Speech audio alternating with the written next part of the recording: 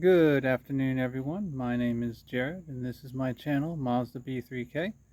In this video, we are once again repairing fuel lines.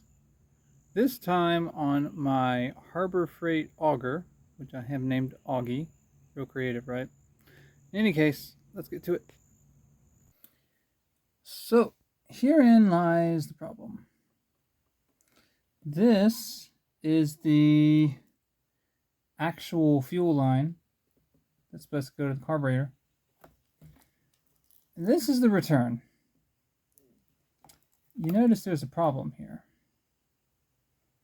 Yeah, they're kind of roached. So, if you watched my video where I repaired my Husqvarna string trimmer, pretty similar procedure here. We're gonna clean the busted line off of the nipples. What's cool here is we have metal pipe nipples, so we don't have to fiddle around with these evil little plastic things like we did with the Husky. Very evil, much pain. Instead, all we're going to need to do is just run our line, slip it on that side, and that's it. So this actually should be a lot easier. I don't have a replacement fuel filter for this. This doesn't see a huge amount of use. It gets used, but not a crazy amount like my string trimmer. So I'm going to roll with it. These lines just turned to douche. Alright, so first thing we need to do is this comes out. Oh, well, let me turn the camera so you can see. First thing that happens is your cap comes off, like so. It's just a little plastic thing that keeps it from falling out. It's easy to pull out. Get that out of the way. And now that that's out of the way, you can see fuel line inside the... Let's see if I can get this to work. There we go. You can see there's fuel line inside the tank, and that is actually how we're going to go after it. I have these 90-degree pliers. They're pretty handy. We're going to go in there. We're going to grab line. I'm going to pull it through because we need to figure out how long this line is so we can roughly approximate it with our replacement line before we start feeding everything through. And what we're going to do is I have a couple of lengths left over from the trimmer repair that I believe will work. And we're just going to use this. So let's go ahead and start pulling some stuff out. See if I can't wiggle this. No, we're not wiggling that. That's not going to happen. Instead, we're going to try to get at this fuel tank inside of here. If I have to pop this grommet off, it's going to be kind of annoying. This short length, maybe I'll just put, yeah, I'll pull it this way. That's going to work out a lot better. Okay. So, our return line is not very long, but we'll set that aside just so we can see that. Did we get it all out? We did not. There's still some of the outside husk on there. How painful would it be to get this fuel tank off? That would be way more better than what I'm trying to fool with right now. In the case of the Husky, I couldn't take the tank off. Well, I could, but it would have been a major pain in the butt. And looking at this, we have 1, 2, those would be kind of a pain. 3, 4, this comes off. You guys can't see what my hands are doing at all, can you? There are, lift it up a little bit. There's 4 screws that hold this metal plate on, 2 up top, 2 at the bottom. And it looks like the gas tank itself is held on by a pair of Phillips. I wonder if we can slide the gas tank out without removing this metal holding band. That's an interesting thought. Let's see what we can do here. Wow, okay, that did not work. I need a bigger Phillips head. Okay, let me ponder on this. So the problem is I need these, but longer. The longer straight before the bend. And I don't really have that. Oh, wait, I got something. Oh, hey. Cool. Never mind, I might be able to do this. Let's see.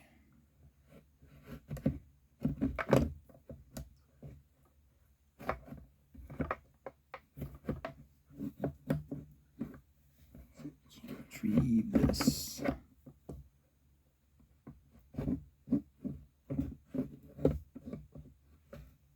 Because this one, there's a fuel filter that is dangling on the end of it, so definitely have to pull it out this way. Ha! Just use my finger. That's funny. Alright, there we go. Alright, got that out. Here's our fuel filter, and it doesn't look horribly skunky, but then again, it's a Harbor Freight filter, so that should kind of tell you a lot about that. Anyway, we got our line. So now the next step is we just need to compare lengths, see what we can do here. Well, first we're going to compare diameters. Yeah, I can make that work. I can make that work. We can do that. Now, this is actually too short, so we'll have to use the other section right here,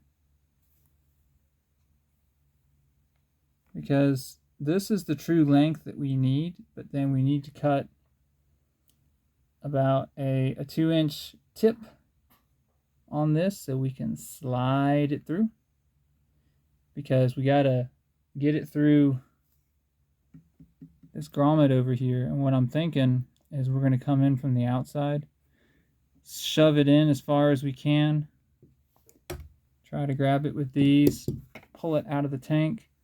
We put the filter on this end, and then the other end is going to plug in to this bottom nipple that's bare right here. That's going to be the inlet, and the return is this one that still has junk on it, and I'm leaving the junk on it just as a marker so I know which is what. And curiously enough, the primer bulb is fine. It's good. So, all right. Let's get the nips. The mighty, mighty nips. Yeah, I'm going to give myself some runway here. I am terrible at this, because this is only the third time I've tried to do this. It's like all my small engine stuff all at once cried out and said no more. And it decided to die. So it's been an adventure. And I don't quite have the right kind of nips for this, but that's all right. We're going to make it work. That's what we do. Engineers make it work.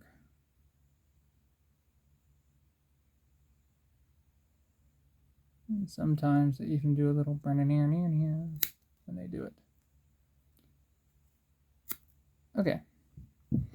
So that's pointy-ish. So we'll take that, and we're gonna... Oh yeah. Absolutely. Feed that through. Nice. Okay. So we'll go ahead. We're gonna cut that clean. Then we need to wiggle jiggle. Okay, not much wiggle jiggle required. All right. Oh, was this a? Oh, okay. So this is like a retaining collar. actually. So how this works, pull this forward a little bit, is you're going to slide this on. You're going to push your filter in. And it's going to fight you, because that's what it wants to do. Now, when you get to this point, you may have to use something to enlarge it a little bit. You may... I'm not using an official replacement line. It may be a smidge too small.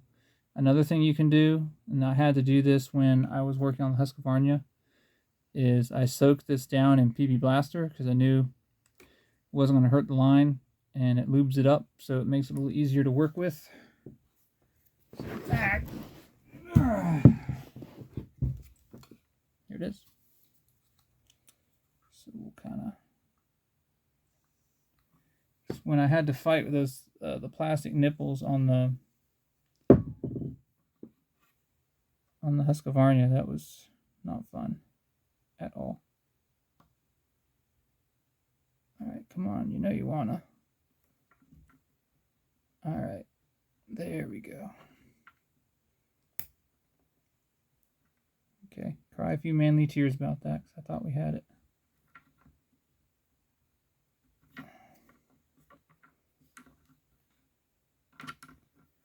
Let's see if I can't twist it in there.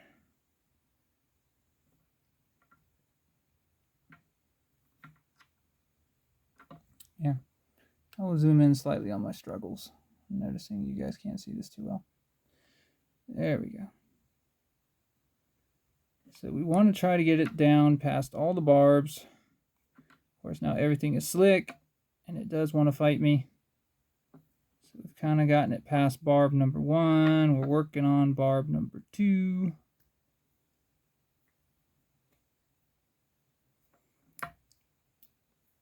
We're kind of twisting. We're struggling.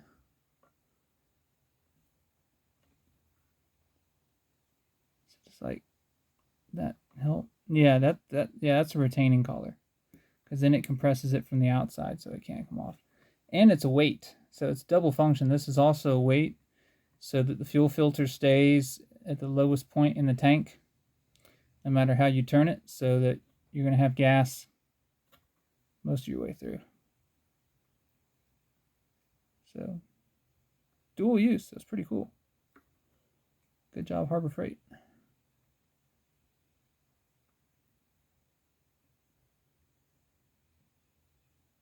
Oh, we're getting there.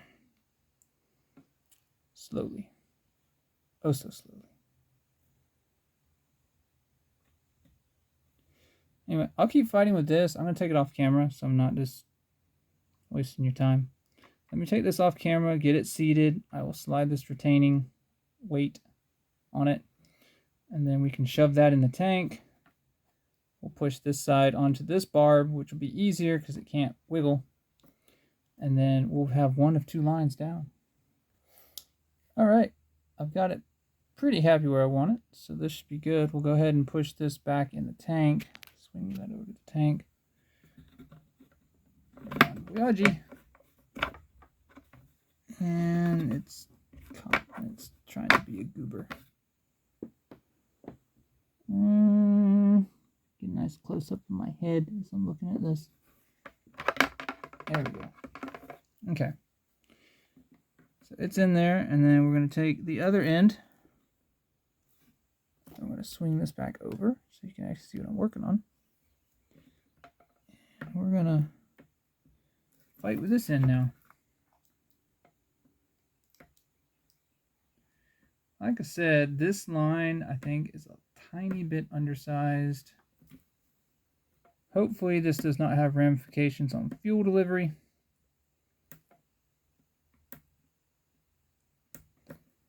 Yeah, it is absolutely saying, no thank you, sir. We're going to have a fight.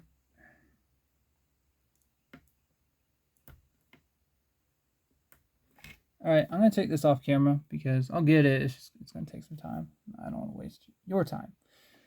So suffice it to say, we're just going to lube and wiggle and jiggle, and we're going to fight this thing into position, and then we will go ahead and we'll cut our return line, and we'll get that installed, and we'll be golden, man. Good morning, everyone. It is a brand new day, so I'll get this out of the way. You can see that with much difficulty I did get this fuel line on. What I wound up having to do is take a drill bit and a drill and then widen this out. Just stretch it out enough that I could get it over the nipple, and I was able to get it done. I actually had to pull a little bit of material out of the inside with some pliers, but I got it. It's on pretty tight. I think we'll be good to go. And then, as you can see here, I've got a shorter piece. Zoom out a little bit. And this is going to be the return line. You'll notice the nipple on the return is smaller than the intake. So hopefully this is not going to be nearly as much of a fight to get on. So just slide it in the grommet, which is over there, tank side. This is up just a tad. Yeah, so just slide that in until we can get in position. And then what we'll do, hold still camera. Let's take these 90-degree pliers I've got. We're going to let go of the main fuel line. Don't need to fight with that one. And let's see if I can't get this on here without having to wage epic fight. I'm thinking we can get it on there.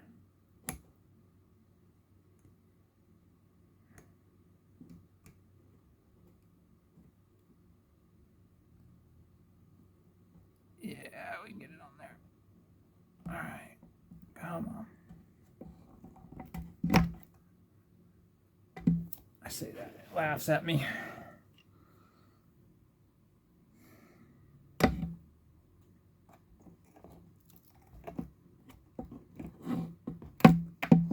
me tuck a little bit more of this in so I can get a better grip. Let's see if I can't work around this plastic housing that's in the way.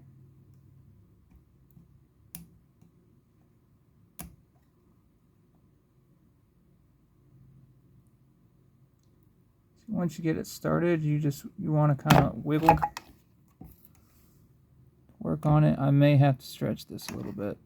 Remember, this fuel line I bought here, this is left over from a different project. This is not the official fuel line for this auger. This is me trying to save a few dollars. And one of the issues with Harbor Freight stuff is that sometimes it's hard to track down parts. But looks like we're going to be victorious today, as we've got that on pretty far. And you're thinking, oh no, kink. Not worried about it. Just going to get this line pushed in like so. Kink is gone. And then when we swing over to check the tank, take a look here. Yeah, I'm pretty happy with that. So there's our return, and there's our fuel line in the back there. So we've got these on. That looks pretty good. Then we'll take the, zoom out a little bit. Remember this guy? I just take him. He just literally just gets shoved in there. Like so. And then just dangles.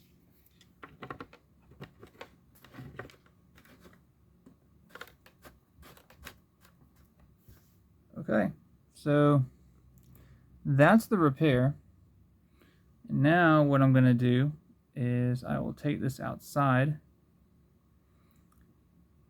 And with this unit, you're supposed to start it with it standing up, not start it on its side. So I will go get some fuel. I'll stand it up. I'll see if I can find a good spot to put you guys so you can see it. Anyway, we're gonna gas it up. We're gonna try to start it, make sure everything's okay, and that we're, you know, not gonna have a fire or something when this thing runs. All right, first things first, let's gas this thing up. And if you own one of these, you already know, but it uses a, I believe it's a 25-to-1 mix. So you got to take, if you use the pre-mix stuff, you got to take 2 of those little bottles and mix it together with your gallon of gas. There, that should be more than enough for the fuel line, the intake. Close that up. Alright, I'm trying to make sure you guys see this. Oh, tricky. Alright, so switch is in the start position. We're powered on. I'm going to prime it. Okay, I say fuel. I see fuel going through.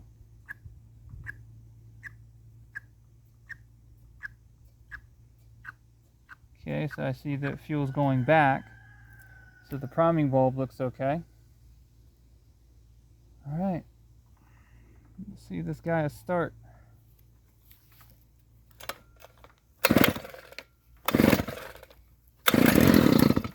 Oh, that was close.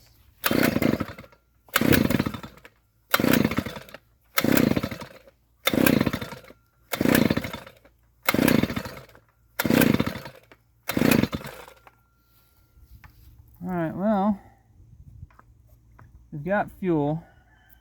You know, I seem to remember this thing was a little weird to start. Could be the spark plug, I'm not sure. Let's see. Yeah, that's it. It was too rich when it was set to start. Alright. So this is kind of neat. You can actually see the fuel in action, right? Here's the fuel being pulled in by the carburetor to make things go. And then here's the return, sending it back to the tank.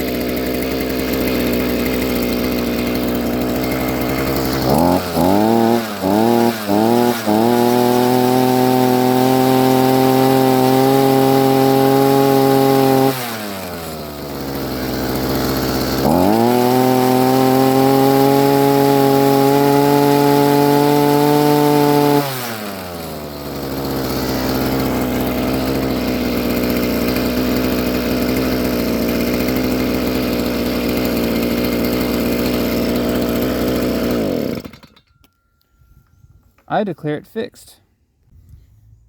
Alright guys, that's going to do it for this video. The fuel line repair for my Harbor Freight, it's called an Auger power head, but basically Harbor Freight Auger. It's got a Predator engine with an auger bit. So I hope you enjoyed. Please leave a comment if maybe you learned something from this or there's something you can contribute. Please also like, share, and subscribe. That helps grow the channel so that I can provide more content like this. And remember, I make the mistakes so you don't have to. I'll see you guys next episode.